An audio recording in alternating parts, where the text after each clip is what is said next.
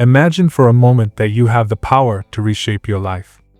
What if I told you that your thoughts, the beliefs you hold deep inside, the things you think about every day, have the incredible ability to shape your reality? Whether you're looking to improve your health, manifest wealth, transform your relationships, or just live a life filled with joy and success, there is one secret force that is the key to it all. That secret force is your subconscious mind. And this book, The Power of Your Subconscious Mind by Joseph Murphy, is here to show you how to unlock it. First published in 1963, this book has become a classic in the self-help and personal development world. But its message is timeless. Murphy's teachings are as relevant today as they were more than half a century ago. In fact, they may be even more crucial now in our fast-paced, often chaotic world. Because when we learn to tap into the vast, untapped power of our subconscious, we gain access to the most transformative tool we could ever have, the ability to create the life we desire. Joseph Murphy, the brilliant mind behind this groundbreaking work, was a visionary who spent his life studying how the human mind works and how it influences everything in our lives. He understood that our subconscious mind is far more powerful than most of us realize. While we consciously go through our daily lives, it is our subconscious that silently, yet powerfully, guides our actions, decisions, and even the way we experience the world around us. Murphy was convinced that by learning to direct the subconscious mind, we can eliminate self-doubt, overcome obstacles, and manifest success beyond our wildest dreams. But here's the most exciting part. The power to change your life is already within you. It's not something you need to go out and search for. You don't need to look for a miracle or wait for luck to strike. The miracle is within your mind. Your thoughts, your beliefs, and the way you program your subconscious are all it takes to create the life you've always wanted. And that's exactly what the power of your subconscious mind shows you how to do. Joseph Murphy didn't just write this book to teach abstract theories or philosophical concepts. He wrote it to give you practical, actionable techniques to tap into the power of your subconscious.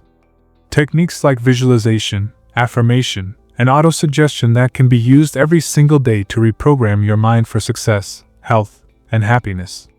He explains how you can break free from the limitations that society, family, or even your own doubts have placed on you, and start living a life filled with abundance, peace, and fulfillment.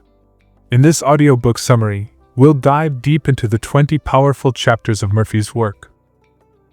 Each chapter builds on the last, creating a clear roadmap for unlocking your mind's potential. Whether it's understanding how mental healing works, learning how to use the subconscious to attract wealth, or discovering how to eliminate the fears that are holding you back, each chapter is filled with insights that can change your life. This summary isn't just about what Murphy wrote, it's about how you can take those teachings and put them into practice right now. You'll hear about real-world examples of people who've transformed their lives through these methods, and learn how you can do the same. Are you ready to begin your own transformation? Because the truth is, once you understand the power of your subconscious mind, there's nothing you can't achieve. You'll learn to master your thoughts, tap into your inner resources, and achieve the success and happiness you deserve. The only question is, are you ready to take the first step? In the next few moments, we're going to uncover the secrets of how your subconscious mind works, how to use it to your advantage, and how to harness this hidden power to create a life you've only dreamed of. It all starts now. Let's begin this exciting journey together and discover the true potential of your mind. Let's start with Chapter 1. The treasure house within you. In the opening chapter, Joseph Murphy introduces the central theme of the book. The subconscious mind is an incredibly powerful resource that holds the key to unlocking your potential. He compares the subconscious mind to a treasure house, a vast storehouse of knowledge, creativity, and potential that remains largely untapped for most people. Murphy emphasizes that this treasure house is within every single person and that we each have access to it, whether we realize it or not. Murphy explains that the subconscious mind works tirelessly behind the scenes, storing every experience, belief, and emotion we've ever had. It governs our habits, actions, and reactions, even though we may not be aware of it. The real power of the subconscious lies in its ability to influence our thoughts and behaviors, often without us consciously controlling it. Murphy encourages readers to recognize this hidden power and to begin actively communicating with the subconscious to create the life they desire. He suggests that the first step in harnessing the power of the subconscious mind is to recognize it as a treasure house full of untapped potential. By consciously programming it with positive thoughts, beliefs, and desires, you can begin to transform your life. This chapter sets the stage for the rest of the book, highlighting the transformative power of the subconscious mind and how it can be directed toward creating abundance, health, and happiness. Next is Chapter 2. How your mind works. In this chapter, Murphy delves into the mechanics of the mind, explaining the fundamental differences between the conscious and subconscious mind. The conscious mind is the thinking, analytical part of the brain, responsible for logic, reasoning, and decision-making. In contrast, the subconscious mind operates automatically, controlling our habits, emotions, and instincts. It functions without our conscious awareness and is much more powerful in its influence over our lives. Murphy emphasizes that the subconscious mind is incredibly receptive and impressionable. It absorbs everything we experience, whether consciously or unconsciously, and stores it in the vast treasure house. This is why it's essential to feed the subconscious with positive and constructive thoughts, because whatever is repeatedly impressed upon the subconscious will manifest in our lives. A crucial concept introduced in this chapter is the idea of autosuggestion. Murphy defines autosuggestion as the practice of consciously affirming positive thoughts to the subconscious. When we repeat affirmations or positive statements, we send a clear message to our subconscious mind, which in turn begins to influence our behavior and thoughts in alignment with these beliefs.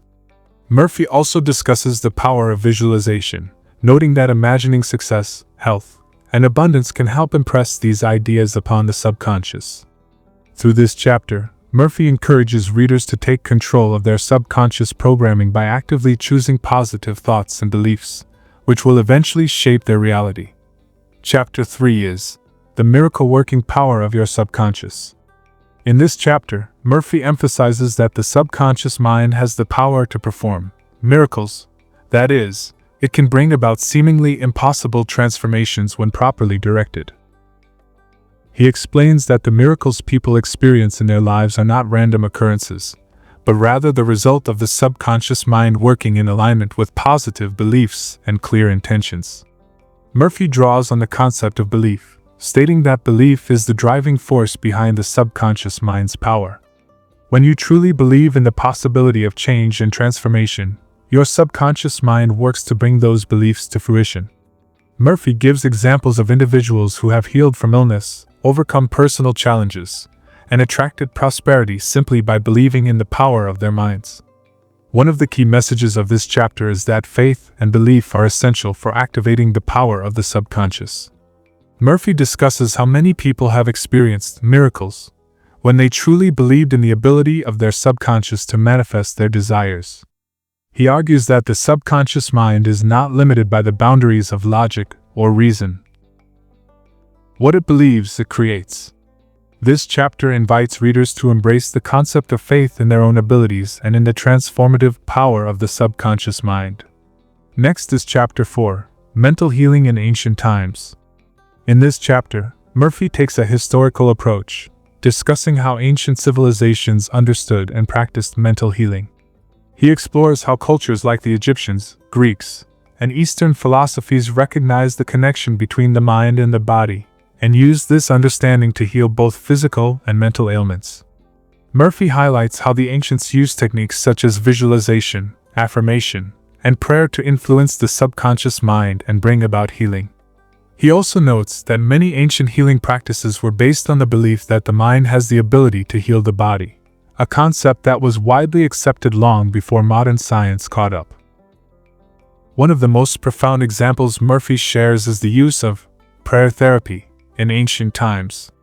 He explains that prayer was often seen as a way to align one's mind with the divine, reinforcing the belief that the subconscious mind could be programmed to bring about healing and positive change. The key message here is that mental healing is not a modern concept, It's been practiced for centuries, and it has been proven time and time again that the mind holds immense power over the body. Murphy uses this historical perspective to illustrate the timelessness of the principles he presents in the book, showing that the power of the subconscious mind is not a new discovery, but rather a long-held truth that can be harnessed today for personal transformation and healing. Next, Chapter 5: Mental Healing in Modern Times. In this chapter, Joseph Murphy connects the ancient healing practices discussed in Chapter 4 with modern-day approaches to mental and physical healing. Murphy emphasizes that the mind-body connection is just as crucial today as it was in ancient times. He explains that modern science has proven that the subconscious mind can have a profound effect on physical health, as evidenced by numerous psychological studies and healing breakthroughs. Murphy shares real-life examples of individuals who have experienced miraculous recoveries from illness through the power of the subconscious mind. He references the work of Dr. Émile Coué, a French physician who popularized the concept of autosuggestion and used it to help people overcome illness and achieve mental well-being. According to Murphy, these stories are not merely coincidences. They demonstrate the subconscious mind's capacity to heal the body when it is properly directed. The chapter further explores the idea that the subconscious mind holds the key to overcoming disease, pain, and emotional distress. Murphy explains that negative thoughts, fear, and stress can manifest as physical ailments, while positive, healing thoughts can promote wellness. He stresses that in order to heal, one must align both the conscious and subconscious minds with positive, healing beliefs. By changing the thoughts and beliefs you hold, you can achieve both mental and physical well-being. The key message in this chapter is that mental healing is a process that requires a shift in mindset. With the right mental conditioning, individuals can use their subconscious mind to activate the body's natural healing abilities and overcome both physical and psychological challenges. Next is Chapter 6: Practical Techniques in Mental Healing.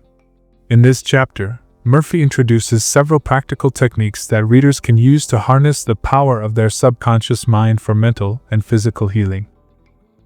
The techniques he presents are designed to help individuals directly influence their subconscious programming and bring about positive change. One of the most powerful techniques he discusses is visualization.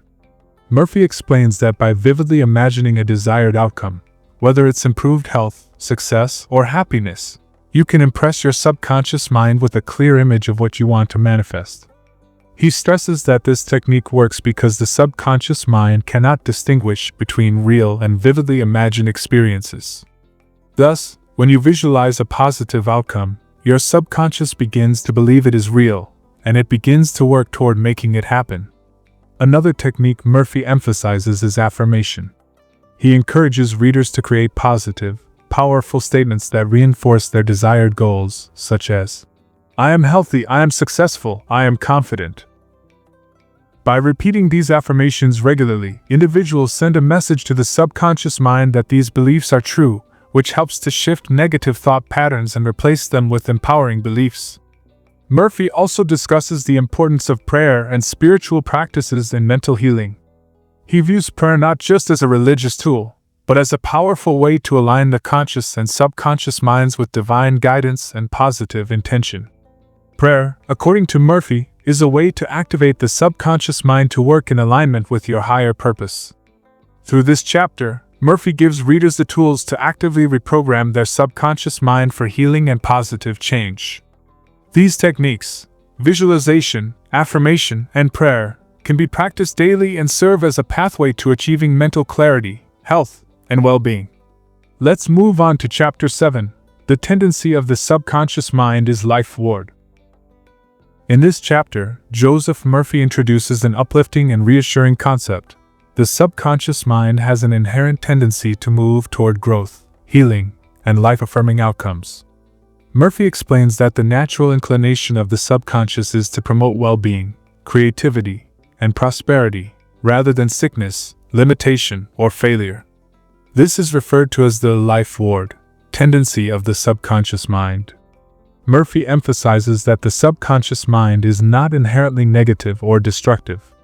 Rather, it is neutral and responsive to the thoughts and beliefs we impress upon it. When we feed it positive thoughts, thoughts of health, success, and happiness, it responds by guiding us toward those outcomes. Conversely, when we focus on fear, negativity, or limitation, the subconscious works to bring those experiences into our lives. The key idea here is that the subconscious mind is always working in the background, aligning itself with the beliefs and thoughts we hold most frequently. Therefore, it's crucial to feed the subconscious with thoughts of life, health, and abundance, rather than thoughts of fear, failure, or illness. Murphy encourages readers to cultivate positive mental habits and beliefs that will direct the subconscious toward the fulfillment of their goals. This chapter offers hope and reassurance, reminding readers that no matter what challenges they face, the subconscious mind is always working toward their growth and well-being, provided they actively choose to focus on positive, life-affirming thoughts. Next is Chapter 8, How to Get the Results You Want. This chapter focuses on the practical steps individuals can take to begin using the power of their subconscious mind to achieve their specific goals. Murphy explains that while the subconscious mind is powerful, it requires clear direction in order to produce the desired results. It is not enough to simply wish for something. One must align their conscious thoughts, emotions, and beliefs with the goals they wish to achieve.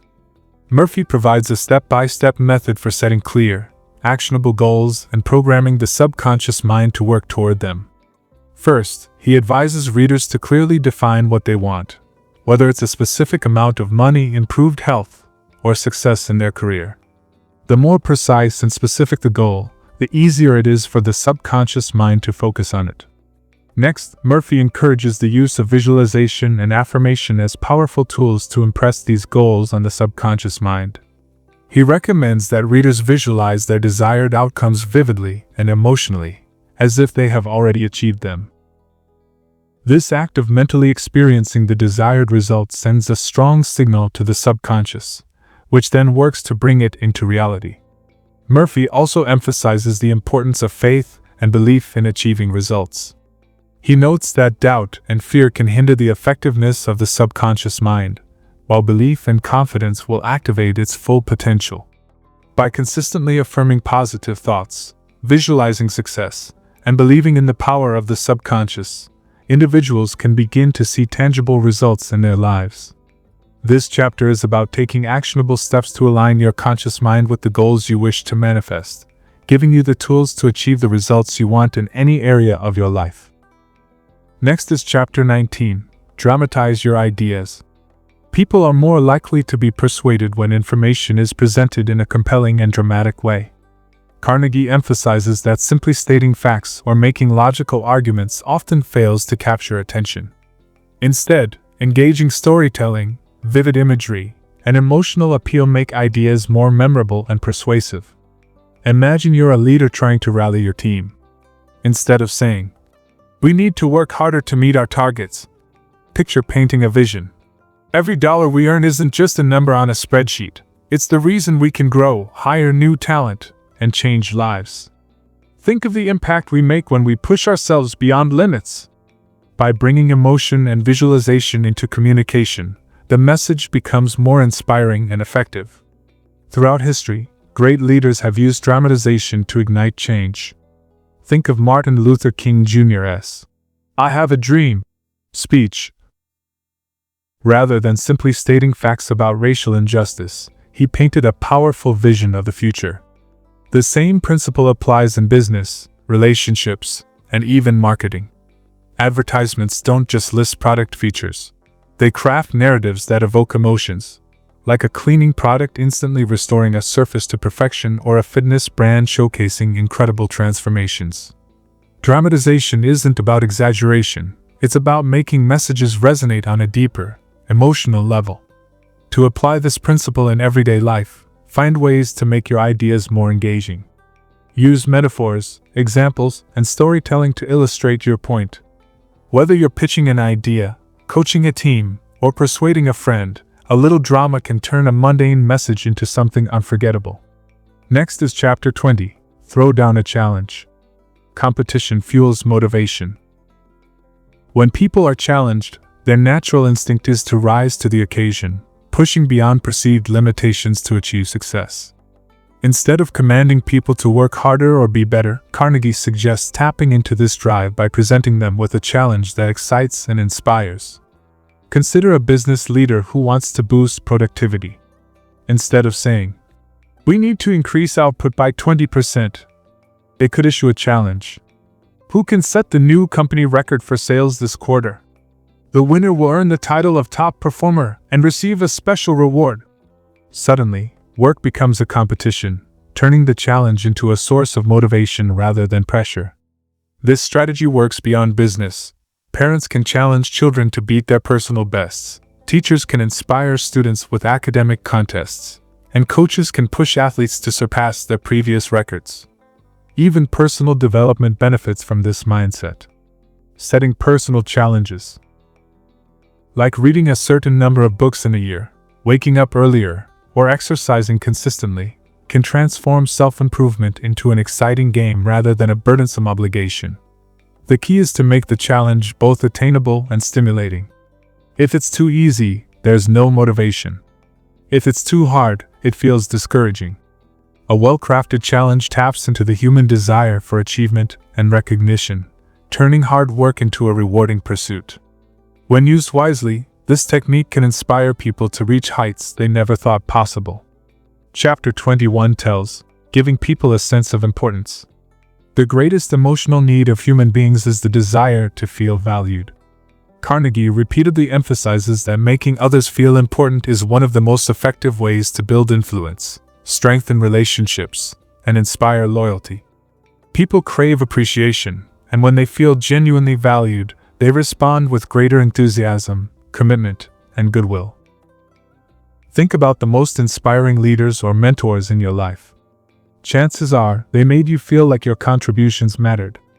They recognized your strengths, praised your efforts, and made you feel seen. This principle applies in every area of life, whether in business, friendships, or even casual interactions. A simple statement like, "You played a key role in making this happen," or "Your creativity brought a unique perspective to this project," can transform someone's confidence and motivation. In business, this can mean acknowledging employees' efforts in meaningful ways. Instead of a generic, "Good job," personalized praise. "The way you handled that client was incredible. Your patience and problem-solving skills turned the situation around." In relationships, it can mean actively listening and making people feel heard. A friend who feels truly understood and valued will always cherish that bond. Even in customer service, treating a client as though they are the most important person at that moment creates trust and loyalty. Carnegie also suggests giving people a reputation to live up to.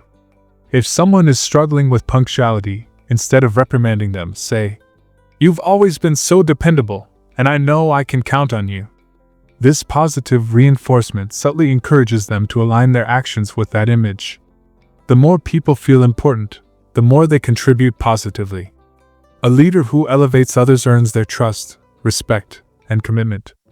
A friend who makes others feel valued strengthens bonds that last a lifetime.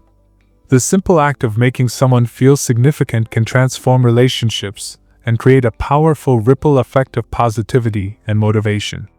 Ultimately, Carnegie's lessons in this chapter remind us that leadership isn't about asserting dominance. It's about lifting others up.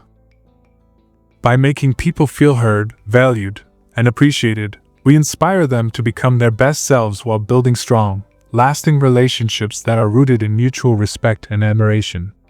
Now at the last but not the least.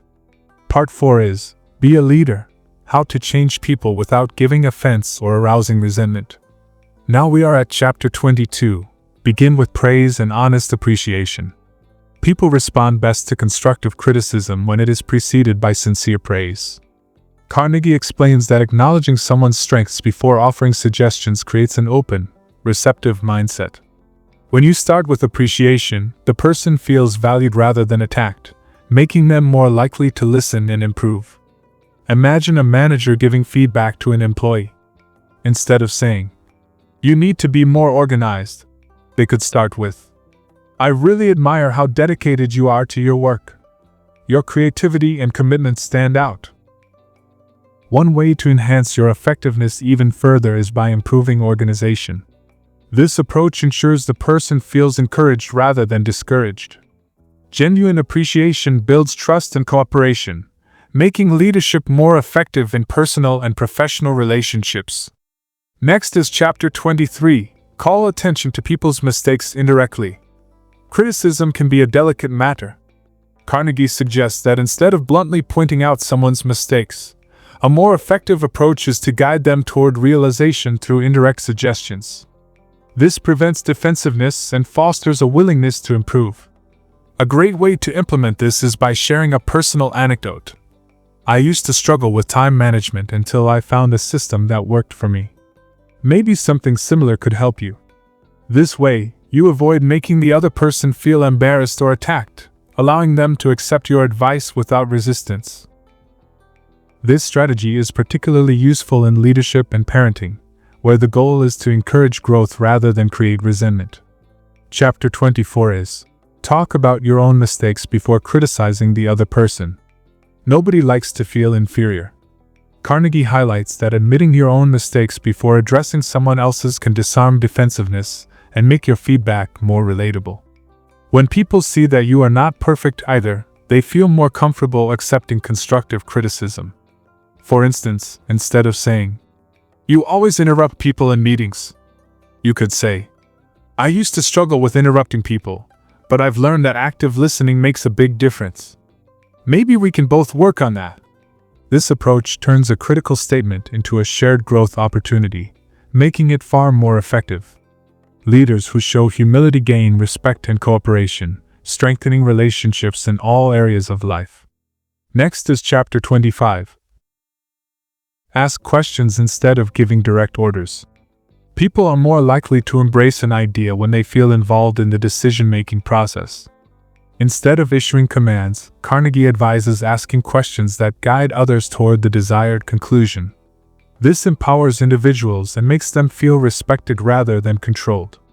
For example, rather than telling an employee, "Fix this report by tomorrow," a leader could ask, "Do you think we could refine this report to make it even clearer? What improvements would you suggest?" By involving the other person in the solution, they become more motivated and engaged. This principle is invaluable in leadership, parenting, and teamwork, where collaboration leads to better results and stronger relationships. Chapter 26 says, Let the other person save face. Few things damage relationships more than humiliation. Carnegie stresses the importance of allowing people to save face, even when they are clearly in the wrong. When correcting someone, do it in a way that preserves their dignity. For example, if an employee makes a mistake on a project, instead of saying, "This is completely wrong," you might say, "I see what you were trying to do here, there's a lot of good work. With a few adjustments, we can get it exactly right." This allows them to correct their mistake without feeling embarrassed, maintaining their confidence and motivation. A leader who protects people's dignity fosters loyalty and respect, making collaboration far more productive. Next is Chapter 27, Praise the slightest improvement, and be sincere about it. Encouragement is a powerful motivator. Carnegie emphasizes that people thrive on positive reinforcement, no matter how small their progress. By recognizing even minor improvements, you inspire continued effort and growth. If a student struggling in school improves slightly on a test, rather than saying, "You still have a long way to go," it's far more effective to say, "You improved from last time. Keep it up. I know you can do even better." This small boost of confidence keeps motivation high and fosters a growth mindset. Leaders and mentors who genuinely acknowledge effort and progress create an environment where people feel encouraged to reach their full potential. Chapter 28. Give the other person a fine reputation to live up to. People tend to behave in a way that aligns with how they are perceived. Carnegie suggests giving people a positive reputation that they feel compelled to uphold. For example, if a team member struggles with punctuality, instead of saying, "You're always late," try, "I know you're a reliable person, and I really appreciate it when you're on time." This subtly reinforces the desired behavior, making the individual more likely to live up to that standard. This principle works especially well in parenting, teaching, and leadership, where setting high yet attainable expectations inspires people to improve themselves. Next is Chapter 29, Use Encouragement. Make the faults seem easy to correct. When people believe a task is impossible, they give up before they even try. Carnegie explains that making a challenge seem manageable inspires action and perseverance. Instead of saying, "You're terrible at public speaking," you could say, "Public speaking is tough for everyone at first, but with practice, you'll get the hang of it." This slight change in framing shifts the focus from failure to potential growth. Encouragement helps people feel capable, turning obstacles into opportunities for self-improvement. Chapter 30 is, Make the other person happy about doing what you suggest. The final chapter of the book ties together all the previous lessons. People are far more likely to do what you ask if they feel happy and empowered about it. Carnegie suggests framing requests in a way that highlights benefits and aligns with the other person's values and desires. Instead of saying, "You need to help with this project," try, "Your skills would make a huge impact on this project, and I'd love to have you involved." By focusing on appreciation and positive reinforcement, you make cooperation an enjoyable experience rather than a chore. The key to influencing others effectively is to lead with positivity, respect, and encouragement. When people feel valued and inspired, they willingly go the extra mile, creating a cycle of success and goodwill. So, at the end, the key takeaways of this book.